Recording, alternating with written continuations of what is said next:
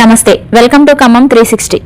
స్వయంభూ రామలింగేశ్వర స్వామి కళ్యాణ మహోత్సవం ఖమ్మం జిల్లా చింతకాని మండలం వందనం గ్రామంలోని శ్రీ స్వయంభూ రామలింగేశ్వర స్వామి ఆలయంలో తెల్లవారుజాము నుండి భక్తులు స్వామివారిని దర్శించుకుని అభిషేకాలు నిర్వహించారు.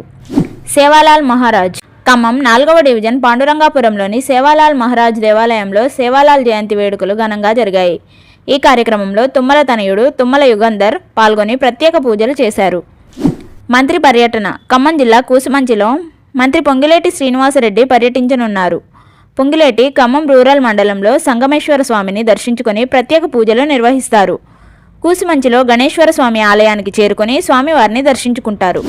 మెట్రిక్ టన్నుల యూరియా చింతకాని మండలం పందిళ్లపల్లిలోని రేక్ పాయింట్కు సిఐఎల్ కంపెనీకి చెందిన 2638.62 మెట్రిక్ టన్నుల యూరియా చేరుకుంది.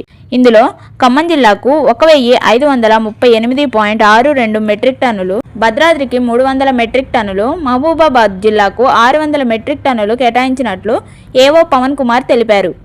మిగిలిన 200 మెట్రిక్ టన్నులను బఫర్ స్టాక్గా నిల్వ చేశారు. డిప్యూటీ సీఎం దంపతులు పూజలు మహాశివరాత్రి సందర్భంగా ఆదివారం వైరా మండలం స్నానాల లక్ష్మీపురం గ్రామంలోని శ్రీ శ్రీ రామలింగేశ్వర స్వామి దేవాలయాన్ని డిప్యూటీ సీఎం బట్టి విక్రమార్క దంపతులు దర్శించుకున్నారు. రాష్ట్ర ప్రజలకు మహాశివరాత్రి శుభాకాంక్షలు తెలియజేసిన ఆయన రాష్ట్రం అన్ని రంగాల్లో అభివృద్ధి చెంది సుభిక్షంగా ఉండాలని ఆకాంక్షించారు. కాలువకు గండి ఖమ్మం జిల్లా వైరాలోని మల్లుపల్లి మేజర్ రామనర్సయ్య నగర్ వద్ద మేజర్ కాలువకు గండి పడడంతో వేలాది గ్యాలన్ల నీరు వృధాగా పోతుంది. ఒకవైపు పంటలు ఎండిపోతున్నాయి, మరోవైపు నీటి కోసం రైతులు ఆందోళన చెందుతున్నారు. మేజర్ కాలువపై పర్యవేక్షణ లోపించడమే దీనికి కారణమని, అయినా అధికారులు పట్టించుకోవడం లేదని ఆరోపణలు వెల్లువెత్తుతున్నాయి. లస్కర్ల అలసత్వం వల్ల సాగర్ నీళ్లు వృధా అవుతున్నాయని స్థానికులు వాపోతున్నారు. సిపిఐ వశం పంతం ఎక్కించుకున్న కూననేని కొత్తగూడెం ముఖ్యమంత్రి పిసిసి సిపిఐ నేత పల్లా మధ్య జరిగిన చర్చలు సఫలమయ్యాయి.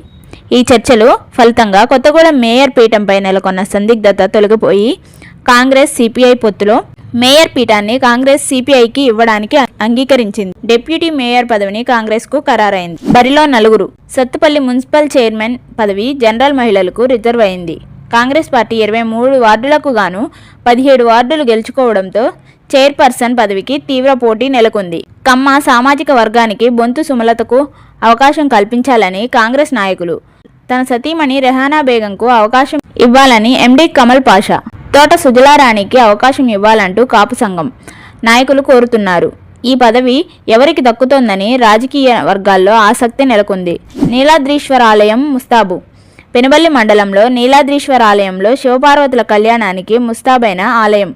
భక్తులకు ఎలాంటి ఇబ్బంది కలగకుండా ఆలయ కమిటీ ఆధ్వర్యంలో అన్ని సౌకర్యాలు కల్పించారు. Counselling hall ready Sathupalli municipality నూతన పాలకవర్గం సోమవారం కొలువుదీరనుంది.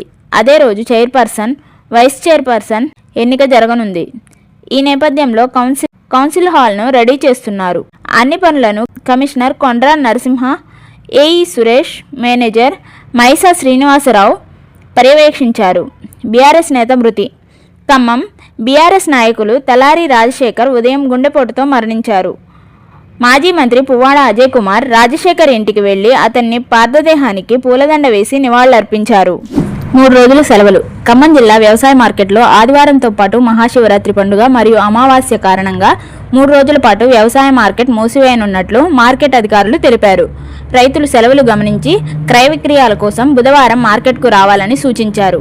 భయాందోళనకు గురి చేస్తున్న పులి సంచారం కరకగూడెం మండలంలోని అటవీ ప్రాంతంలో పులి ఆనవాళ్లు బయటపడడంతో గ్రామాల్లో భయాందోళన నెలకొంది. కౌలూరు, కన్నాయిగూడెం, రాళ్లవాగు సమీపంలో అటవీ ప్రాంతాల్లో ఇసుకలో స్పష్టంగా పాదముద్రలను రైతులు గుర్తించారు. గ్రామస్తులు అసంతృప్తి వ్యక్తం చేస్తున్నారు. పహారా బలగాలు, హెచ్చరిక బోర్డులు, నియంత్రణ చర్యలు లేవని వారు ఆరోపిస్తున్నారు. బావిలో పడి వ్యక్తి మృతి ఎర్రుపాలెం జమలాపురం సమీపంలోని మామిడి తోటలో కోడి పందాల స్థావరంపై పోలీసులు దాడి చేయడంతో పందరాయిళ్లు పరుగులు తీశారు. ఈ క్రమంలో కృష్ణ జీకొండూరు గౌర్రాజ్ పాలెనికి చెందిన కృష్ణ అనే వ్యక్తి పోలీసుల భయంతో పారిపోతూ ప్రమాదవశాత్తు బావిలో పడి మృతి చెందాడు.